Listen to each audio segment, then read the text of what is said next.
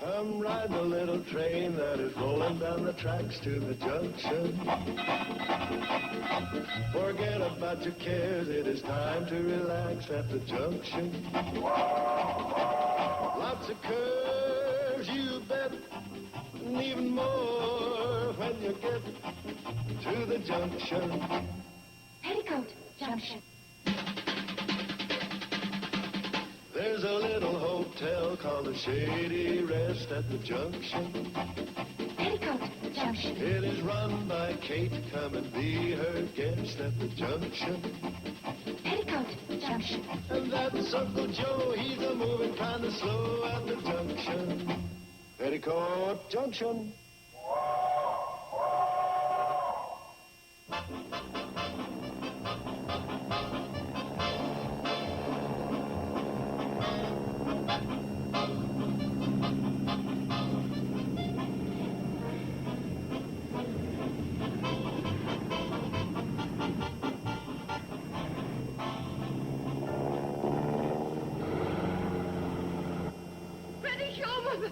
Be careful up there.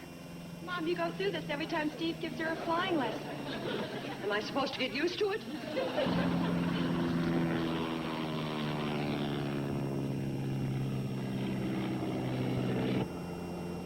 She's doing fine. I never felt this way when she was at the throttle of a cannonball. Betty Jo, don't show off. Steer with both hands. Mom, just relax. Look, the plane is coming down. Mom, it's got to come down to land. Oh.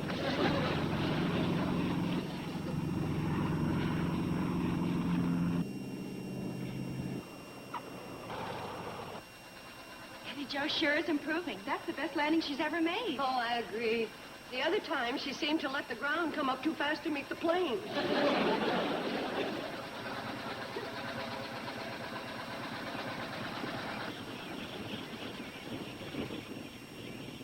Oh, how'd I do, teacher?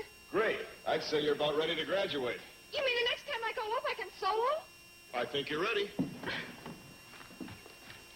Mom, Bobbie Jo, Steve says I'm ready to solo. Oh, good. I always did know you had a nice voice. Steve means soloing in the plane. I know what he means. I'm just trying to put off that day as long as possible. Well, don't worry about the shortstop, Mrs. Bradley. She's a terrific pupil. That's because I have a terrific teacher. Yeah, first time in my parent-teacher relationship I ever wanted to talk a pupil into becoming a dropout. Oh, you don't have to worry. The one thing Steve harps on is safety. Right. And before anybody does any more flying, I'm going to tear down that engine and overhaul it. Well, when do we start? We? Well, you must have something better to do than hold hands with a fuel pump. No, I don't. Besides, how else am I going to pay for my flying lessons? Okay, I could use a grease monkey. That's me.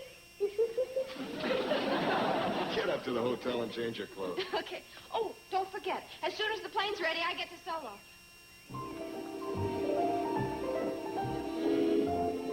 Don't worry, Mom. Oh, time passes so fast. It used to be that soloing on a bicycle was a big deal.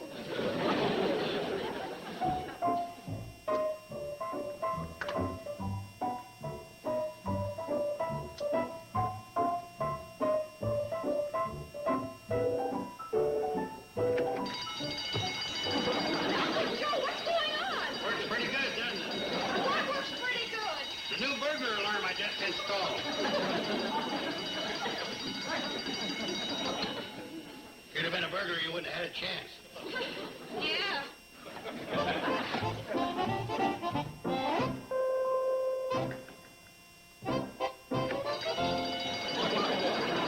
time. What on earth is that? The new burglar alarm. My new. It's my new burglar alarm. Where'd you get that thing? You remember a few months back when I went to that sheriff's auction in Springdale where they sell things that have been stolen? Must be a great burglar alarm if it were stolen. It does the job. But, Uncle Joe, do you think it's the smartest thing in the world to have a burglar alarm on the front door of a hotel? Well, if a burglar enters, you'll know it. But we have guests arriving at all hours of the day or night. How will the burglar alarm be able to tell the burglars from the guests? That's simple. When it comes to the way a minute?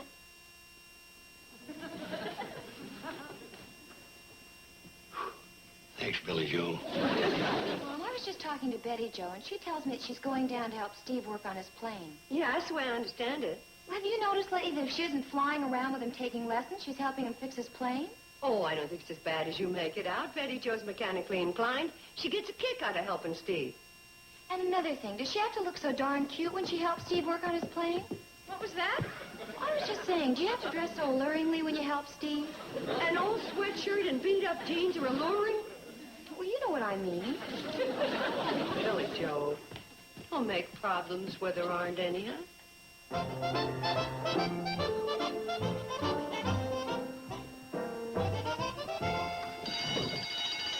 hooked her up to the cash drawer, too. Uncle Joe, turn off that racket.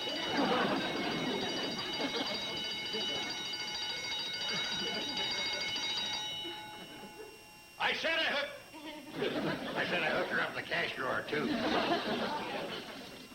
All right, you caught me red-handed. I'll go quietly. Am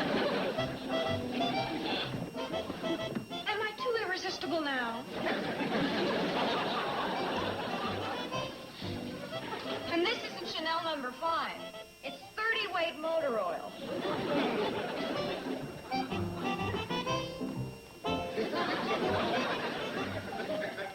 Hold it!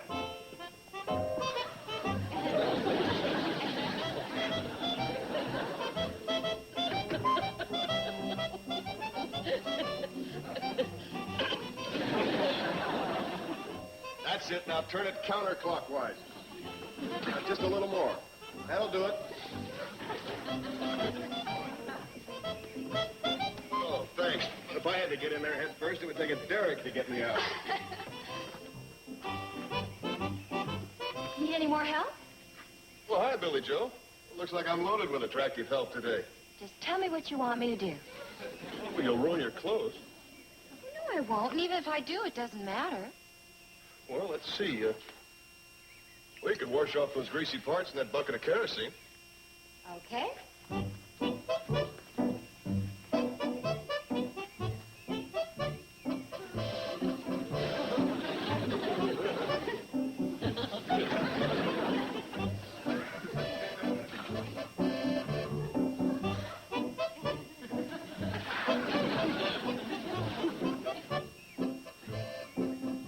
Steve, I think I'd better be getting back to the hotel. I just remembered I forgot to feed the dog. Sure. Well, thanks for all your help.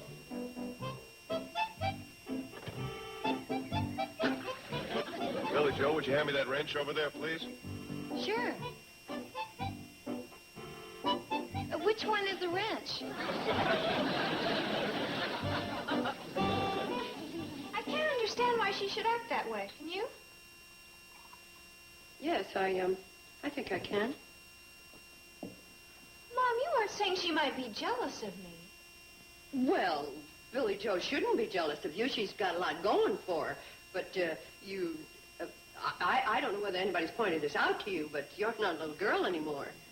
What do you mean by that? Well, what I mean is that, look, you are definitely the same sex as Billie Jo, which is the opposite sex of Steve, which is what makes the world go round. Are you trying to tell me that I could be a threat to Billie Jo? What I'm trying to tell you is that she... Boy, it was a lot easier when all I had to do was look you up in Dr. Spock. Yeah, wasn't it? Thanks, Mom.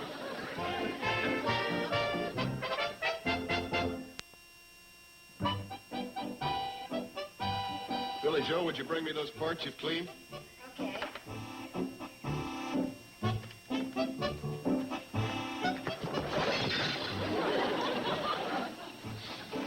I'm sorry. That's okay. I'll pick them up.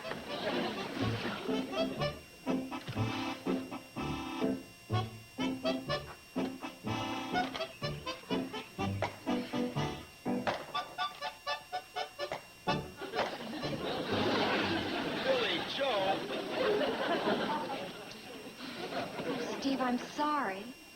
Billie Jo, why don't you just go over there, way over there, and sit down? Please don't be mad. I was just trying to help. Like Laurel tries to help Hardy. I'm sorry. But maybe if you understood the project. I'm trying to put the plane back together again.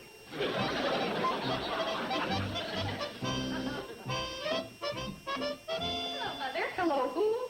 Oh, Mother. I've been Mom so long, I wondered who you meant. What are you dressed for? To go shopping? Where, Tiffany's? No, Drucker store. Drucker store? Don't you remember? You asked me to pick up some ground round for supper. Well, it'd be interesting to see how you'd have dressed if I'd asked for top sirloin. Well, you said I was, well, maturing. Yes, I did. And so you are. But, I'm wearing some of your cologne. I didn't think it was 30-weight motor oil. Sweetie, don't you think this transition is sort of sudden? You said I wasn't a little girl anymore. Yeah, I know I did, but... Well? Well, isn't there something sort of in between Shirley Temple and Zsa Zsa? You think I should go back and change again? No. But if I look ridiculous You or don't look something... ridiculous. It's just that... Oh, come on. You run alone. Nobody could find fault with a pretty girl in a pretty dress. Thanks, Mom. Do you think other people will notice that I'm different? It's, just barely possible. I hope so. Bye, Mom. Good boy. All right, Floyd, give me... What in the tarnation are you doing? Oh, just listen to see if there's a train coming. Floyd, you meathead, you. How could there be a train coming when we got the only train on the track? Well, a fella can dream, can't he? Charlie, wouldn't it be something if we had two trains on the picture to Hooterville run? Then we could put up one of them signals with the red and the green and the amber light. That would be living. You living for long. Something's got to give when you've got two trains and only one track. You got a point there. Boy, am I glad I don't hear one coming. Well, howdy, man. You're just in time. We're just pulling out. Hey, that's Betty Jo. Good afternoon. Where you going, Betty Jo, to a wedding? No. To a funeral. No. You get your picture took? No. I'll pass. Me too. I've run out of reason for being dressed up like that. I'm just on my way to Drucker's store to get some ground round steak. On your way to Drucker's store to get some ground round steak? That's right. Good thing we passed. I'd have been here all night trying to come up with that reason. Well, that's all right, Floyd. I'll ride up in the cab with you guys like I always do. Oh, no, Betty Jo. You couldn't ride in the engine cab all gussied up like that. Some of that wood we burned's got pitch and creosote, and we wouldn't want you to get your pretty duds all messed up. Well, I'll be careful. Really, I will. No, Betty Jo, you just ain't the engine cab type anymore.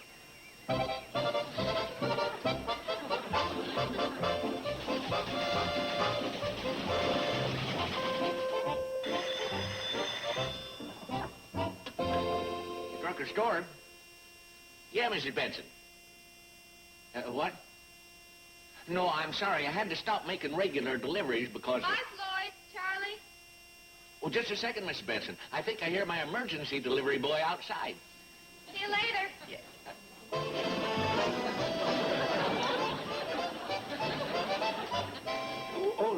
Sorry, Mrs. Benson. My delivery boy just grew up into a lady. Mr. Drucker, if you've got a delivery, I'll do it for you. Oh, like that?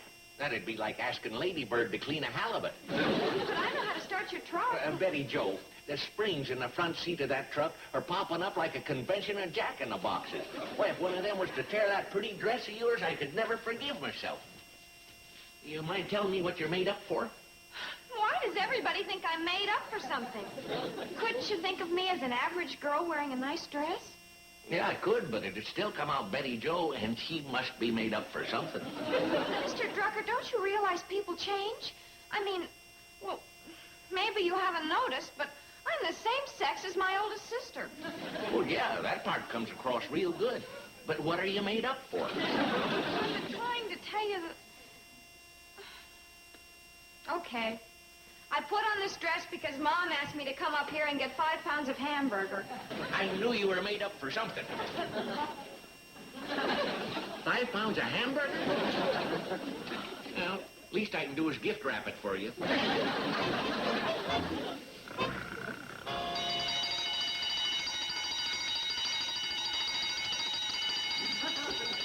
Joe, what are you up to now? Now you see the genius of my idea, Kate. When there's no one around to guard the lobby, the alarm alerts us to the culprit that's trying to sneak in. I'll handle this.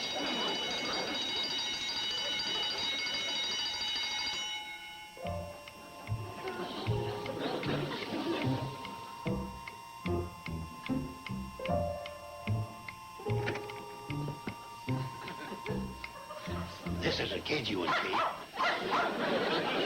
Oh, so it's you. Take his paw prints. I'll call the sheriff. You've been asking for it. One of these days, I'm putting in a dog alarm. Come on outside. I want to have a talk with you. Hi. Betty Jo. Hi, Betty Jo. Hi there. What are you doing here? Just on my way back from Drucker's. Dressed like that? You came this far out of your way through the woods? I just, wanted to see how the plane's getting along. Oh, is that so? How is the plane getting along? Oh, just fine. Well, anything I can do to help? And ruin that dress? Don't be silly. Oh, this whole thing? This whole thing? Well, that just happens to be her best and newest dress she has on. And if I'm not mistaken, that just happens to be Mom's best cologne she's wearing, too. I like it. What's it all about, kid? What are you made up for? Do I have to be made up for something? Well, no, except you're always sort of... Well, you're well, I mean, I think of you as a... Go ahead and say it. Tomboy. That's it.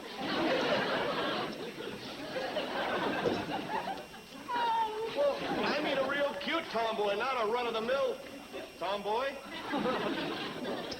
What did I say now? Men. Come on, sit down. I'll try to explain it.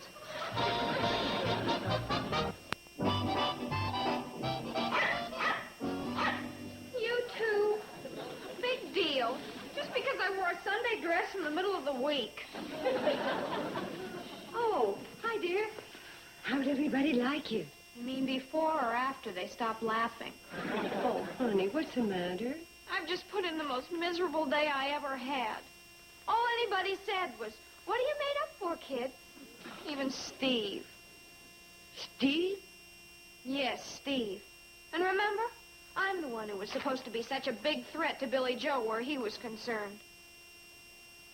Well, I've certainly learned one thing. It's no use trying to be something you're not. Hi, Betty Jo. What are you made up for? You could have gone all day without asking her that. What's the matter? Well, I think it's a combination of growing up and a crush on Steve Elliott. Steve Elliott, I thought he was sweet on Billie Jo. That's what makes it tough on Betty Jo. Oh, well, it'll pass. I remember once I had a crush on Theta Barra. Thought I never would get over it. Then along came Toby Wing. So long, Theta. I don't suppose you'd understand those things, Kate. Oh, no? I guess you don't remember the name Conrad Nagel on the back of my yellow slicker.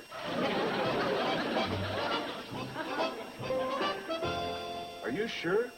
Well, figure it out. You're with her all the time, working on the plane, giving her flying lessons. I'd say it was inevitable. Well, in that case, I guess I'll just have to break it off the best way I can. Say, you wouldn't like to talk to her for me, would you? No, I guess you wouldn't. Well, I'll just have to get out the same way I got in. Let's go. Steve, be gentle.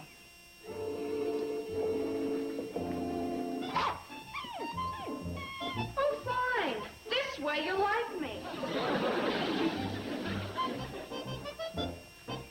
Well, there's the gal we know. Welcome back, shortstop. Thanks. I was just going down to work on the plane. What do you want me to do? Well, as a matter of fact, Excuse me, I'm going to go get cleaned up. Well? What do you want me to do? Do? Oh, on the plane? Nothing. Nothing? Why? Well, because it's fixed. You mean it's all ready to go? Yeah, that's right. Yeah. Oh, boy, now I can solo. Huh? Oh, well, you said as soon as she was fixed, I could take her up. Yeah, I know, but, well, I've been thinking maybe we ought to hold off for a while. Hold off? Yeah, well, you're pretty young, and this is a pretty big step. And I just think it's better if we put it off for a while, okay? Okay. Well, of all the dirty tricks! After all the hours I've spent working on that plane, and the promises he's made. Oh!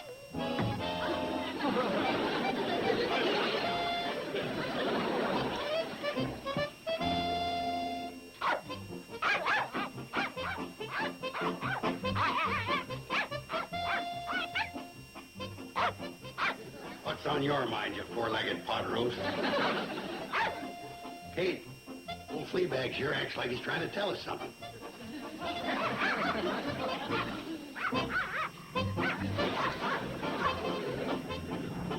Big deal, so Steve's flying around in his plane. Relax, Kate. Old Nuisance here's making a big thing out of Steve flying around in his plane. Steve? Yeah, Steve. That's Steve up there in his... You numbskull. How can Steve be up there when he's down here? That is my plane. Betty Jo?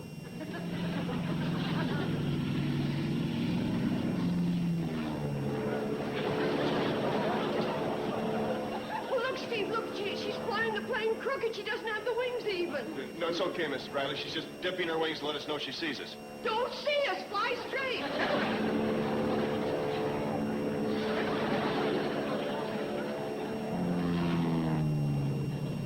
Uh-oh, she's going to try for a landing. See all the ruckus you caused?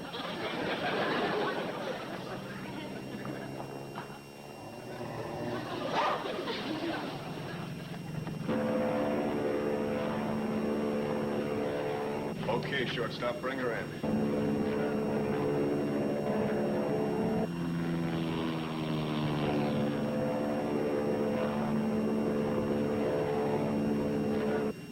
Please.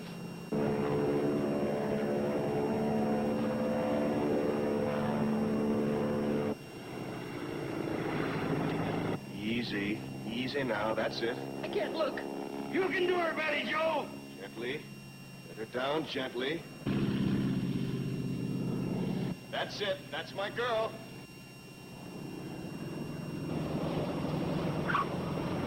She did it, Mrs. Bradley. She did it. She didn't have me worried for 1 minute.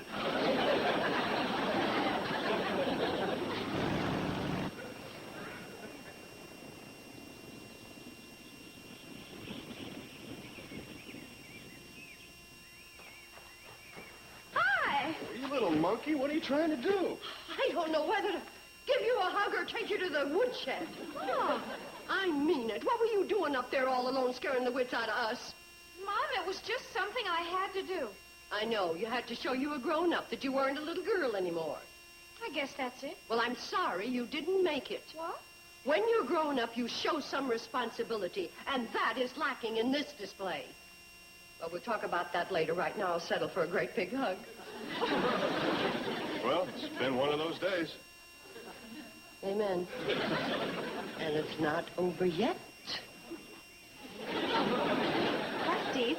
When can you start giving me flying lessons? I'll help you work on your plane. Well, no offense, Bobbie Jo, but I'm afraid I'm coming up with another customer who doesn't know a wrench from a screwdriver. Oh, but I do. I even have a wrench to prove it. It's very good. Now, if you just show me what nails to hammer, I'll go to work.